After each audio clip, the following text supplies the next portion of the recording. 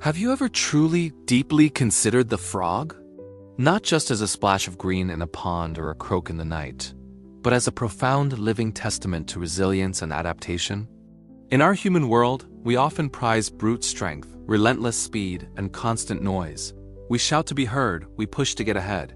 But the frog operates on an ancient, silent wisdom. It is a creature that has mastered the art of being, proving that the most profound strengths are often found not in force, but in fluidity. Not in resistance, but in profound acceptance. Today, we are going to sit at the feet of this amphibian sensei and learn the lessons it has been teaching for millions of years. Let's begin with their foundational superpower, the art of radical adaptability. A frog is a citizen of two worlds, a diplomat between the realms of water and land. It begins its life entirely aquatic, a tadpole breathing through gills, a creature of the current. But it doesn't stay there. It undertakes a biological and existential revolution, dissolving its tail, forging limbs from nothing, and trading gills for lungs. It doesn't merely grow. It reinvents its entire mode of existence. And this adaptability isn't a one-time event. When its pond evaporates under a scorching sun, the frog doesn't wage a futile war against the drought. It doesn't shake a tiny fist at the sky, it simply adapts. It burrows into the cool, damp mud, enters a state of suspended animation called estivation, and waits. It understands that some challenges are not to be conquered, but outlasted. Its strategy is not to fight the change, but to flow with it, to become an echo of the earth itself until the world is ready for it again. Now, consider us. How do we, as humans, handle change? A restructuring at work, a sudden shift in our personal lives, a new technology that renders old skills obsolete. Our first instinct is often panic, then resistance. We cling to the familiar shore long after the tide has gone out. We bemoan the loss of the water when we have been given the capacity to walk on land. The frog whispers to us from its lily pad, "Your identity is not a prison. Your current form is not your final form." The power lies not in stubbornly clinging to who you were, but in courageously embracing who you are becoming. Be water, be land, be both. Be unapologetically versatile. This brings us to their most dramatic lesson, the power of metamorphosis. A tadpole's transformation into a frog isn't just growth. It's a complete systemic overhaul. It's the biological equivalent of taking apart a submarine and reassembling it into an all-terrain vehicle, while the pilot is still inside. Its body literally digests its own tail, a part of itself that is no longer needed, to fuel the construction of its new legs. Imagine the courage in that biological imperative, to willingly break down a core part of your being to build something new, something greater. There is no guarantee, only a deep, encoded trust in the process of becoming. We too have our own metamorphoses, leaving home for the first time, ending a relationship that no longer serves us, learning a new skill that forces us to be a beginner again. It's uncomfortable. It's messy. It feels, at times, like we are dissolving. We fear the in-between stage, the tadpole with legs phase, where we feel we belong to neither world. But the frog teaches us that this dissolution is not destruction. It is liberation. It challenges us. What tale do you need to digest?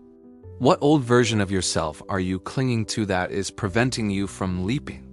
True growth requires a willing surrender of what was, to make space for what can be. Now let's talk about a superpower that borders on the mythical, unshakable resilience. Consider the North American wood frog. As winter grips the forest, this incredible creature does something that defies all logic. It freezes, solid. Its heart stops beating. Its blood turns to ice. No breath, no brain activity. By all clinical definitions, it is dead. But it isn't. Inside its frozen cells, it produces a natural antifreeze, protecting its delicate tissues from ice crystal damage. And when the spring sun warms the earth, it simply thaws. Its heart kicks back into rhythm, and it hops away as if nothing happened. No fanfare, no trauma narrative, just pure, unadulterated resilience. When life hits us with a deep freeze, a loss, a failure, a period of profound depression, we often interpret it as an ending. We say, "I'm broken. This is the end." We internalize the winter. But the wood frog embodies a different truth. You can be frozen solid. You can have your heart stop and still come back to life. Resilience isn't about avoiding the freeze. It's about having the biological, the spiritual, the emotional antifreeze to survive it. It's about trusting in your deepest core that your spring will come. The frog doesn't fight the winter. It has made peace with it, and in doing so, has conquered it. Finally, we arrive at their most subtle and urgent lesson: the wisdom of sensitivity. A frog's skin is its lifeline. It breathes through it, drinks through it, and feels the world through it. But this beautiful permeability comes with a cost. It is devastatingly vulnerable. A frog is a bioindicator. Its health is a direct reflection of the health of its ecosystem. Where frogs thrive, the water is clean, the air is pure, the world is in balance. Where they sicken and disappear, it is a silent, screaming alarm that the environment is poisoned. In our modern, high-stimulus world, we are taught to build calluses, to toughen up, to develop a thick skin against criticism, against bad news, against the suffering of others. We numb ourselves with notifications and noise. But the frog presents a radical counter-argument. Your sensitivity is not your weakness. It is your most crucial early warning system.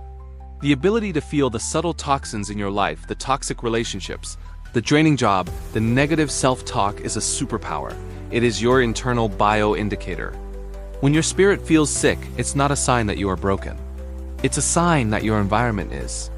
The frog urges us to listen to that sensitivity, to protect our porous boundaries, to have the courage to leap away from the polluted ponds and seek out cleaner water. Because a sensitive creature is not a weak creature. It is an intelligent one, attuned to the truth of its surroundings. So the next time you see a frog perched on the edge of a pond, don't just see a simple animal. See a sage.